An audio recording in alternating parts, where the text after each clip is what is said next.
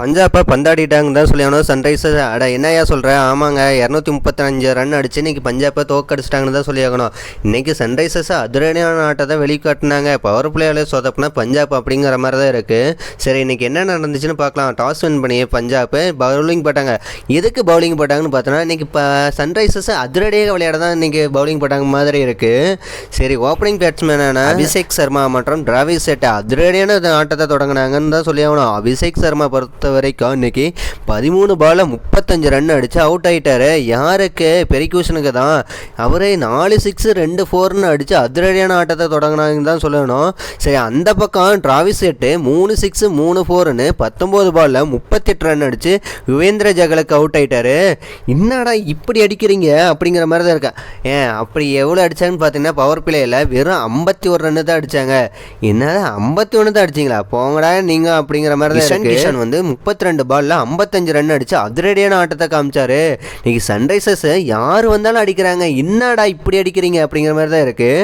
Klaasen Hendricks வந்து 43 பால்ல 69 run அடிச்சாரு. ஆட்டம் இழக்காமே இருந்தார் லாஸ்ட் வரைக்கும்.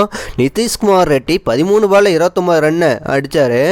ஹென்ரி கிளாசனும் சரி நிதிஷ்குமார் ரெட்டி 2 பேரும் செம்ம பார்ட்னர்ஷிப் போட்டு லாஸ்ட் வரைக்கும் விளையாண்டுட்டு இருந்தாங்க.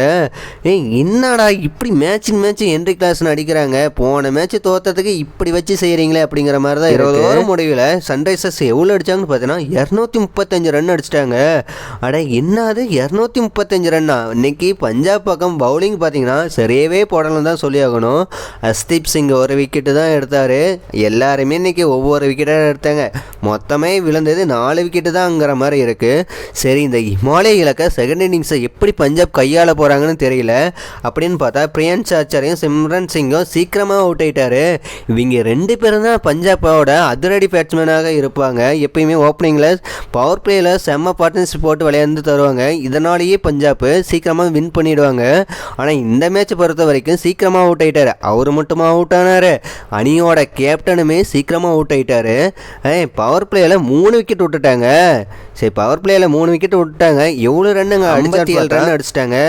சரி, ஏதோ அப்படி இப்படின்னு அடிச்சிருக்காங்க. பணியன் கேப்டன் பொறுமையாக விளையாடுவார்னு பார்த்தா அவருமே சீக்கிரமாக அவுட் ஆகிட்டாரு. இதுக்கு முன்னாடி மேட்ச்லாம் இக்கட்டான சூழ்நிலையிலேருந்து அணியை மீட்டு தந்தார்.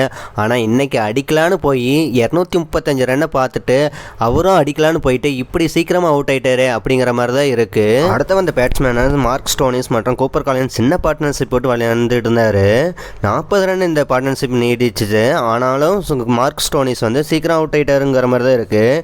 யார் அவுட் ஆனேன்னா நான் அடிக்கிறேன்னுங்கிற மாதிரி தான் கூப்பர் காலினி விளையாண்டுட்டு இருந்தார். அடித்து ஒரு 50 அடிச்சிட்டாரு. சரி, அடுத்து வந்து மார்க்கோ யோசனுமே 16 பால்ல 19 ரன் அடிச்சு அவுட் ஆகிட்டாரு. என்னடா வரீங்க போகிறீங்கன்னா இப்படி அடிக்கிறீங்கிற மாதிரி தான் இருக்குது. சீக்கிரமாக அவுட் ஆகிட்டு 225 ரன் அடிக்கணும். ஆனால் இங்கே சாதாரணமாக அடிச்சுட்டு இருக்காங்க. இப்படி விளையாண்டா எப்படி ஜெயிக்க முடியும் அப்படிங்கிற மாதிரி தான் இருக்குது. சரி, ஒரு பக்கம் கூப்பர் காலினி அதிரடியாக விளையாண்டாலும் மறுபக்கத்தில் எல்லாம் விக்கெட் விட்டே இருக்காங்க. 51 பால்லையே 101 ரன் அடிச்சிட்டாரு அப்படிங்கிற மாதிரி தான் இருக்குது. கூப்பர் காலினி 7 6 7 6 4ன்னு அடித்து கலக்கிட்டாரு. 100 ரன் அடிச்சும் வேஸ்ட்டாக போச்சுங்கிற மாதிரி தான் இருக்குது. அட என்னையா சொல்கிறேன் அப்படிங்கிற மாதிரி இருக்குது. ஆமாங்க, 33 ரன் வித்தியாசத்தில் பஞ்சாப் இன்னைக்கு தோத்துட்டாங்க அப்படிங்கிற மாதிரி தான் இருக்குது. என்னடா இப்போ 33 ரன் வித்தியாசம்லாம் தோத்திங்களா அப்படிங்கிற மாதிரி இருக்குது. ஆமாங்க, 20 ஓவர் முடிவில் 222 ரன் தான் பஞ்சாபோட தொடர் தோல்விக்கு என்ன காரணமாக இருக்குன்னு நீங்கள் கமெண்ட் பண்ணுங்கள். சரி, என்னதான் இருந்தாலும் இன்னைக்கு பாயிண்ட் டேபிள் SRH வந்து ஃபர்ஸ்ட் பிளேஸ்க்கு போயிட்டாங்க. பஞ்சாப் முதல் இடத்துல இருந்தது, இன்னைக்கு 2வது பிளேஸ்க்கு வந்துட்டாங்க அப்படிங்கிற மாதிரி இருக்குது. இந்த தோல்விக்கு தான் காரணம்